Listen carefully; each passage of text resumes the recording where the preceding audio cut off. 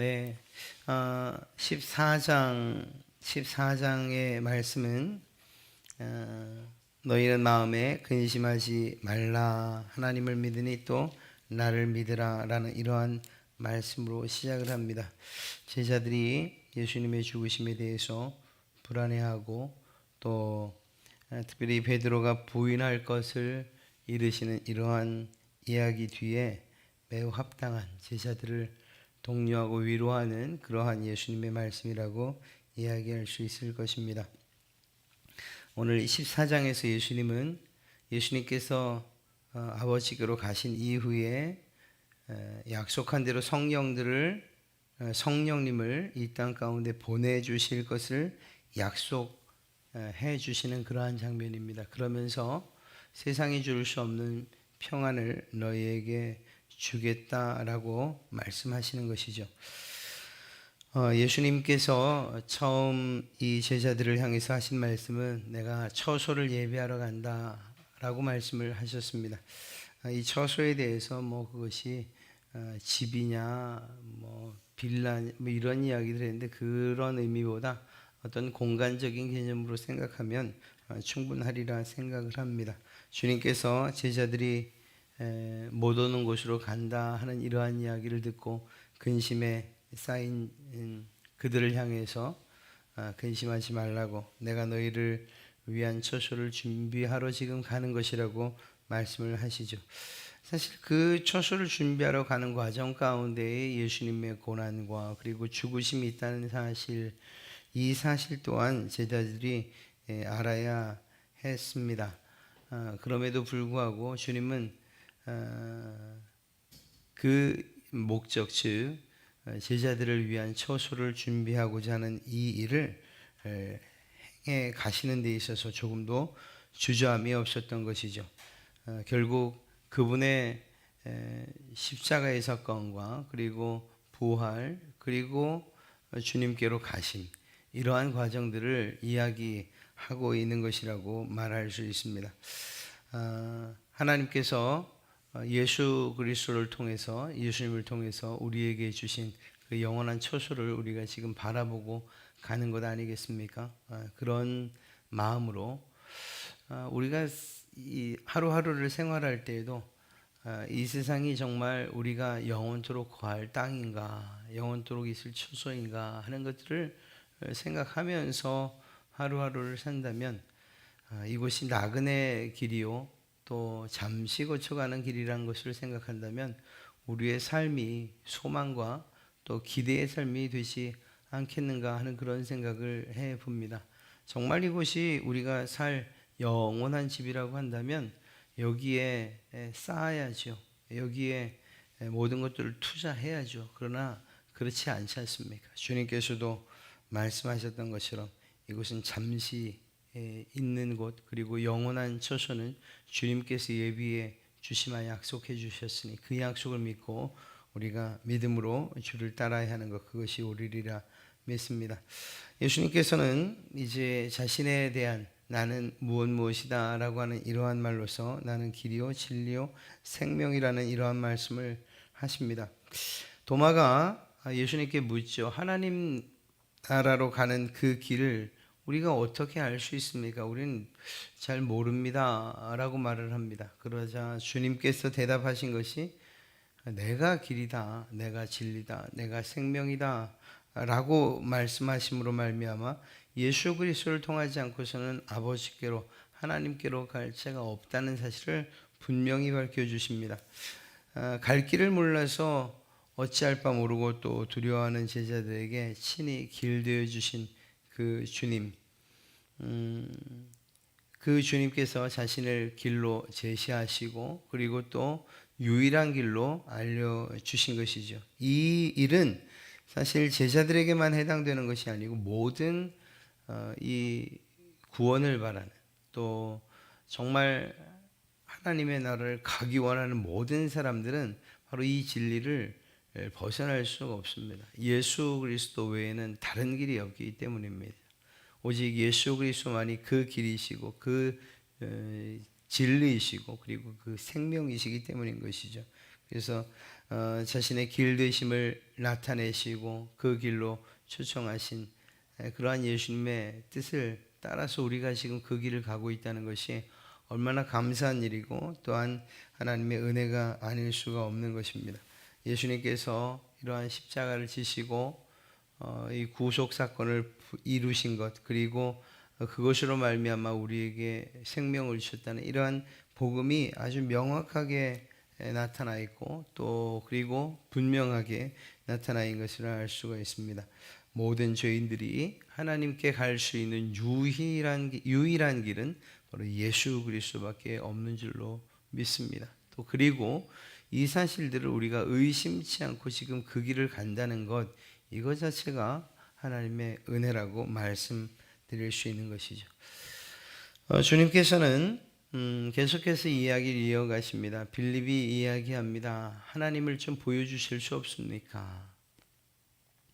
우리가 이야기하고 또 공부했던 것처럼 예수님은 보이지 아니하는 하나님의 형상, 즉 다시 말해 볼 수도 없고 보이지도 않는 하나님 그분의 실체가 예수님 안에 담겨 있는, 예수님께서 바로 하나님이신 이 사실을 오늘 증거하고 계신 것입니다.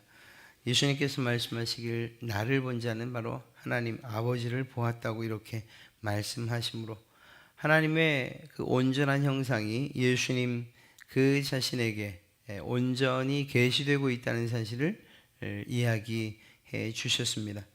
만약에 이 사실을 발견하지 못한다면 어떤가? 우리가 요한복음을 이야기했던 것처럼 예수님이 하셨던 일들을 보면 그분이 누구인가 알 수 있다 이렇게 말씀드렸지 않습니까? 그것처럼 예수님도 말씀하시는 거예요. 만약에 보아서 알 수 없다면 그러면 행하는 모든 일들을 봐라. 하나님께서 함께하지 아니하시고 일어날 수 있는 일들, 행할 수 있는 일들이 과연 얼마나 없다라고 말씀하시는 거죠. 그러니까 일어난 일들을 통해서 내가 하나님인 것을 너희가 알게 될 것이라 하고 이렇게 말씀해 주십니다. 아버지께서 아들과 함께 계셔서 행하는 일이 바로 지금 일어난 이러한 일들 아니냐. 아버지의 이 모든 말씀이, 내가 하는 모든 말들이 아버지께서 주시는 말이기 때문에 지금 하고 있는 것이고, 그리고 내가 하는 말들을 통해서 아버지가 지금 나타나 너희에게 보이고 있는 것 아니냐 이렇게 말씀하시죠. 그렇습니다.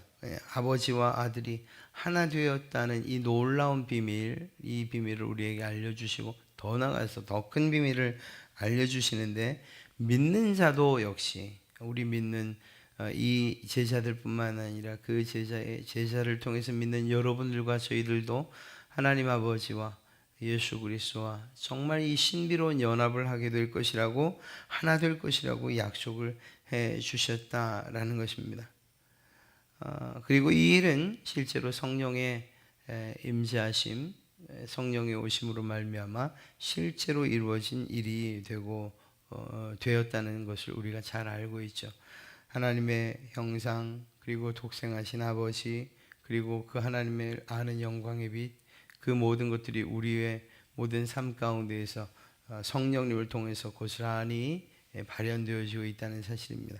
주님께서는 실제로 이제 말씀의 후반부로 가면서 다른 보혜사, 이 성령님을 보내주실 것을 우리에게 약속해 주셨습니다. 예수님께서는 서로 사랑하라는 이러한 새로운 계명을 지켜야 한다는 사실을 말씀하시면서 아버지께 구하여 성령을 보내주겠다 이렇게, 그래서 영원토록 너희와 함께 있게 할 것이라고 약속을 해 주십니다. 성령님은 정말 세상이 받을 수 없는 그러한 분이시지요. 실제로는. 왜냐하면 죄와 함께 하실 수 없는 그러한 분이시기 때문입니다.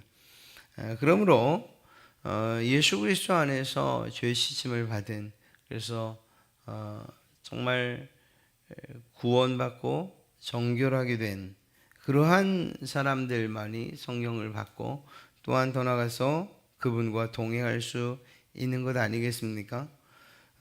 성령은 이러한 믿는 사람들 가운데서 역사하면서 여러분과 저의 가운데에서 역사하면서 예수님께서 우리에게 주신 그 사랑의 계명을 지켜갈 수 있도록 우리에게 힘을 주시고 용기를 주시고 때로는 위로하시고 독려하시고, 그래서 우리 힘으로 할 수 없는 그리스도인으로서의 삶, 예수님을 닮는 삶을 살아가게 하시는 바로 그분인 줄로 믿습니다. 이렇듯이 성령님께서 거한 사람만이 비로소 예수 그리스도를 볼 수 있는 것이죠. 예수님께서는 말씀하셨어요. 야, 너희가 잠시 후에 세상은 나를 보지 못해. 예수님께서 십자가에 죽으시고 부활하시고 승천하신 다음에 예수님을 볼 수 없죠, 육신의 몸으로는. 그런데 놀랍게도 제자들은 보게 될 것이다, 이렇게 이야기를 하셨어요. 그것이 무슨 말입니까? 비록 육신의 눈으로 이렇게 육체적으로는 만나고 볼 수 없으나, 그러나 성령님께서 함께 하심으로 말미암아 주님과 동행하는 이러한 놀라운 역사가 있게 될 것이고, 이러한 성령의 역사로 말미암아 주를 보게 될 것이라는 이러한 의미로 볼 수 있을 것입니다. 물론 이것을 재림의 사건으로 봐서 예수님께서 다시 오시는 날 그분을 보게 될 것이라는 의미로 받아도 아주 틀리지는 않을 것입니다만, 그러나 지금 보혜사 성령님에 관한 이야기를 하고 있다는 측면에서는 주님이 오시면, 성령님께서 오시면 우리가 비록 2000년 전 예수 그리스도를 보지는 못했으나, 그러나 그분을 보는 것처럼, 그분에게 직접 듣는 것처럼 그분의 말씀을 듣고 깨닫고 우리 가운데 역사하는 놀라운 일들이 있게 될 것이라고 말씀하고 계신 것이죠. 뿐만 아니라 성령께서 오시면 하실 일들이 무엇이냐, 말씀드린 것처럼 예수님께서 하셨던 그 말들을 기억나게 하시고 또 깨닫게 하시고 하는 이러한 일들, 결국 예수님께서 하신 그 사역도 아버지의 뜻에 순종해서 했던 것처럼 성령님께서 오셔서 하는 일들도 특별한 어떠한 일들이 아니고 주의 말씀을 기억나게 하시고 깨닫게 하시고 구원을 우리 가운데 적용시키시고 또 세상 가운데에서 그 말씀을 따라서 그리고 그리스도의 영광을 아는 빛을 드러내면서 살아갈 수 있는 힘을 우리에게 주시마 약속해 주셨던 거예요. 성령 받으면 우리가 흔히 말하는 어떤 성령 운동하는 사람들처럼 그런 특별함이 아니고, 오히려 비록 잔잔하지만 그러나 그 가운데서 뜨거운 성령의 불길들이 솟아오르고, 그리고 더 나아가서 예수 그리스도에 대한, 하나님에 대한 지식에 대한 갈망이 일어나고, 그리고 그것들을 우리 스스로 알 수 없다 할 때 결국 말씀을 깨달아 알게 하시는 이러한 놀라운 역사. 그래서 주님이 무슨 말씀을 하시는지, 구원의 도리가 무엇인지, 복음이 무엇인지, 그리고 성경의 말씀들을 잘 이해하고 깨달아 알도록 도와주시는 그분이 누구냐? 성령님이세요. 그래서 늘 말씀드리지만 우리가 말씀을 보기 전에 이렇게 성령의 도우심을 구하며 드리는 기도가 정말 중요하다는 사실을 늘 말씀드립니다. 주님께서 마지막으로 하신 말씀이 무엇입니까? 내가 너희에게 세상과 다른 평화를 주겠다라고 말씀을 하십니다. 내가 주는 것은 세상이 주는 것과 같지 않으니 너희는 마음에 근심하지도 말고 두려워하지도 말아라 라고 말씀을 하시죠. 세상이 주는 평안, 그것은 소유와 그리고 무엇인가 내가 누린다 또 가졌다 할 때에 느끼는 그러한 평안입니다. 그러나 이것들을 초월한 그러한 평안을 우리에게 주시겠다. 그리고 그 평안은 그리스도의 사랑을 기초로 한, 성령님의 임재를 기초로 한 그러한 평안이죠. 참 평안이 없는 세상 가운데에서 진정한 평안이 되시는 그 주인공 되시는 예수 그리스도가 여러분의 심령 가운데에 늘 자리하셔서 밖은 힘들고 어렵고 소란스러워도 여러분의 마음만큼은 정말 잔잔한 호수와도 같아서 그분의 주시는 평안 가운데에서 진정한 평화와 평안의 삶을 누리시는 그러한 여러분 되시기를 주님의 이름으로 축복합니다. 오늘 주님께서 보이신 구원의 유일한 길로서의 예수 그리스도, 또 하나님의 형상으로서의 예수 그리스도, 또 성령 하나님을 보내주심으로 말미암아 우리로 하여금 더 그리스도를 잘 알아가게 약속해 주신, 그리고 그 성령님을 통하여서 우리 가운데 주시마 약속하신 세상이 배하실 수 없는 그러한 평안, 이 모든 것들이 다 여러분들의 것이고 또 여러분에게 주신 그러한 약속들인 줄로 믿습니다. 이러한 약속들이 여러분의 삶 가운데에 정말 풍성하게 이루어지는 귀하고 복된 하루가 되시기를 주님의 이름으로 축복합니다.